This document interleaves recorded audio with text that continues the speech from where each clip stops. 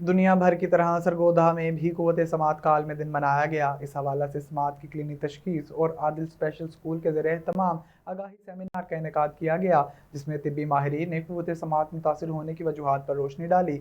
सरगोधा के इलाके ख़ियाबान सादिक में मुनक्कदा तकरीब से खिताब करते हुए मुकर्रिरीन ने कहा कि 2 दिन के बच्चे के बहरापन का टेस्ट मुमकिन है, जबकि बर वक़्त कान का आला लगाने से बच्चे को बहरेपन से बचाया जा सकता है। तिब्बी माहिरीन के मुताबिक बहरेपन की तशखीस में वक्त लगता है।